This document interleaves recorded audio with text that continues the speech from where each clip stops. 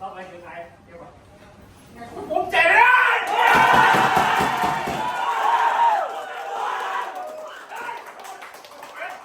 โอ้ซุปเปอร์ซับเอา2 ประตูมานี่สุดยอดแล้วจังไหนตอนเฮาทึกน้ำเลยขึ้นจังไหนตอนนั้น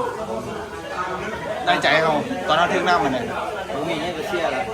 มียังจะเสียยิงลูกเดียวเนาะ มีเงี้ยจะเสียละ สู้ออก สู้เต็มที่ ยิง2 ประตูเลยสุดยอดสมเชยวิดีโอจังไหนฮีโร่มื้อนี้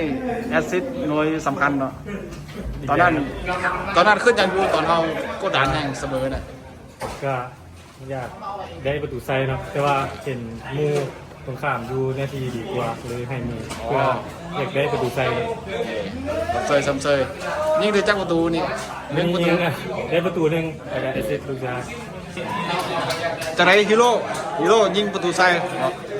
อนุสาดีใจแห้งหมดเลยขึ้นจากไหนตอนนั้นน่ะตอนทักจะยิงขึ้นจากไหน ถ้าเขายิงใส่มีบทบาทอะไร จัดเลยเนาะเป็นไงโอ้โคตรเขาเกือบไม่ไหวเนาะกดดันแห้งนั่นนี่ที่จริงเกมเขาเหนือเขาเนาะแต่ว่าเขาจบมาได้เนาะโอกาสเขายิงเป็น10เดี๋ยวจะหน่อย3 แต้มเนาะเอาสู้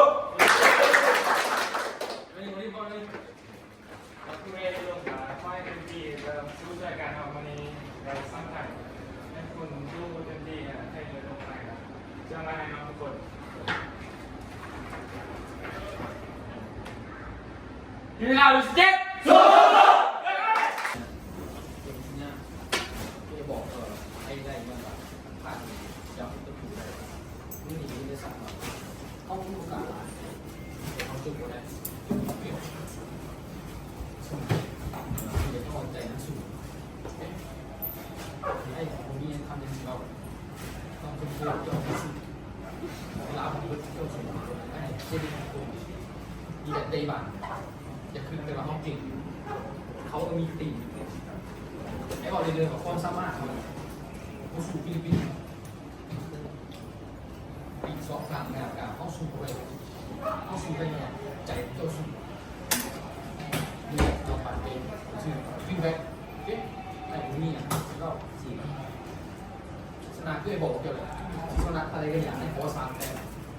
มันสำคัญละแล้วเรื่องไอ้ที่ขอใจทุกคนอีกแมตช์หนึ่งเลยไอ้เสียแมตช์ที่เป็นแมตช์ที่จะหมดเขาต้องประมาทเราตัวแต่กี้เขาต่ำเขาแต่เขาเสีย